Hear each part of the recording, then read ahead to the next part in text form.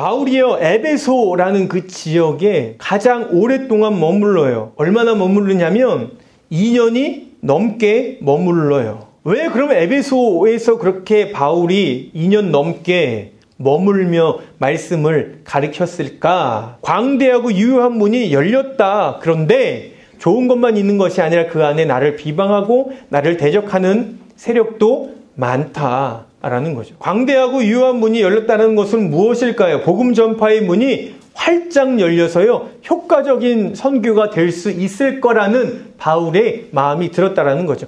바울이 회당에 들어가 석 달 동안 담대히 뭐에 관해서 강론했다고요? 하나님 나라에 대해서 했죠. 제가 몇 번씩 말씀드렸어요. 하나님 나라는요, 공간의 개념으로 이해하면 안 된다 그랬어요. 통치권의 개념으로 이해하셔야 한다라고 그 말씀을 전해드렸어요. 하나님 나라는 누가 왕인가요? 하나님이죠. 하나님의 나라를 이야기했다라는 것은 뭐예요? 너희들의 삶의 주인이 누구인지를 온전히 알아야 된다를 이야기한 거죠. 우리가 하나님 나라의 백성입니다. 믿으십니까? 여러분들이 인정하세요? 여러분들 하나님 나라의 백성인가요? 그러면 여러분들의 왕은 누군가요? 정말 하나님인가요? 그건 여러분들의 삶을 봐야죠. 여기서 네 한다고 정말 여러분들의 왕이 하나님인가요? 우리들의 삶으로 드러나야 되는 거예요. 여러분들의 왕이 정말 누군지는 이 시간에 밝혀지지 않아요. 교회에서는 절대로 알 수 없어요. 정말로는 여러분들이 있는 그 자리에서 여러분들이 정말 누구를 왕으로 삼고 사느냐가 보일 수 있다는 거죠. 이 하나님의 나라의 개념을 인정하고 믿어지는 사람은 삶이 바뀌게 된다는 거예요. 오늘날 많은 사람들은요, 각양각색의 삶을 살아가고 있어요. 공부를 한다고 한번 가정을 해봅시다. 공부를 왜 합니까? 좋은 직장을 구하기 위해서 열심히 공부하라고 시험을 봐요.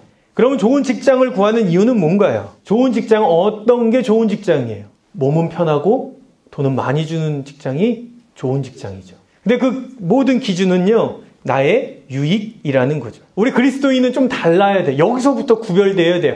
하나님 나라를 인정하는 사람, 정말 하나님이 나의 왕으로 생각하고 정말 나의 삶의 주인은 하나님이다 라고 고백하는 그 사람은 여기서부터 달라야 한다라는 거죠.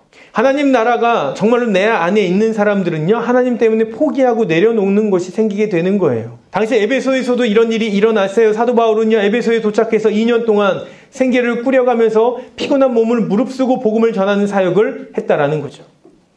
오늘 말씀을 보니까 두란노에서 복음을 전했는데, 학자들에 의하면 바울이 복음을 전할 시간이 오전 11시에서 오후 4시까지라 그래요.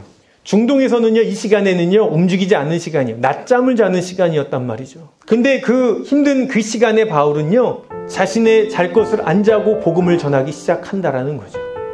밤에는 또 그 전에는 천막을 만드는 그 생계를 같이 하면서 말이죠.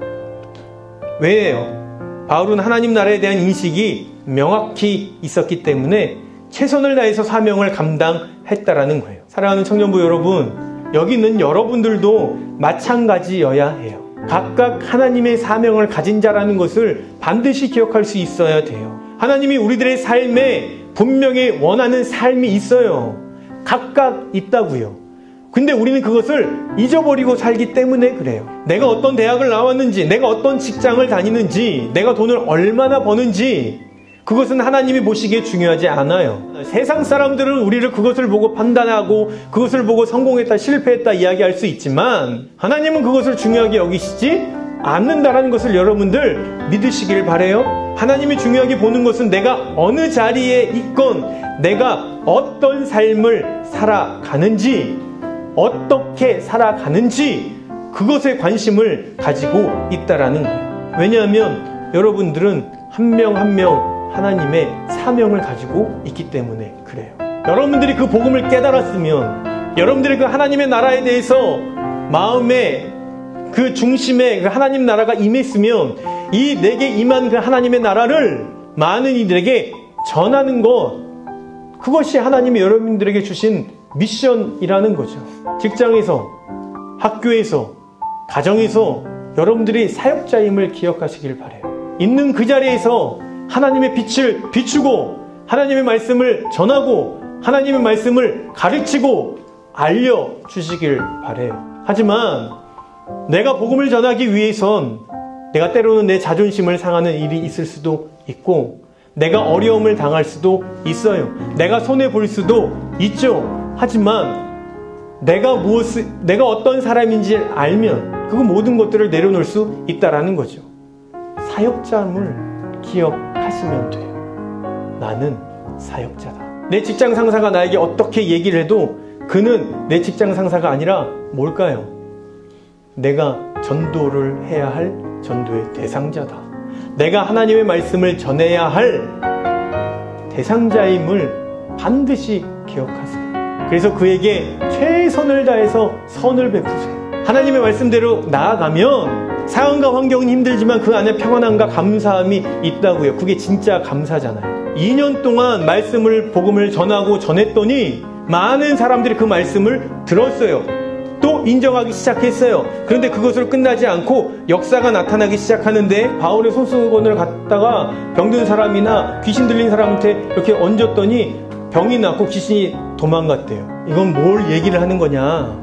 그런 기적과 현상에 포커스를 두는 것이 아니라 결코 하나님의 말씀에 순종해서 복음을 전하는 자에게 하나님이 그냥 그렇게 그를 외롭게 두지 않는다라는 거예요. 하나님이 함께 하시고 그 함께하는 능력으로 나타나서 많은 사람들이 그로 인해서 하나님께로 돌아오는 역사가 일어난다라는 거예요. 우리는 복음 전도자예요. 사역자라고요. 그거를 잊지 않기를 바라요. 하나님이 우리들에게 그 자리에 있는 이유가 뭔지를 깨닫게 해 주실 거예요.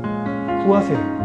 내가 이 자리에 있는 이유가 무엇입니까? 여러분들 직장을요, 세상 사람들은요, 돈 벌러 나가요. 우리들이 직장을 다니는 이유, 우리들이 학교를 다니는 이유는 돈이 아니에요. 그 안에 있는 한 영혼을 구원하기 위함임을 깨달으시길 바라요. 우리들의 삶을요, 나의 관점으로, 세상의 관점으로 보지 마시고 하나님의 관점으로 바라보시길 바라요. 하나님이 내게 허락하신 그곳을 하나님 나라로 만드는데 힘써 노력하시길 바라요. 힘들 거예요. 어려울 거예요.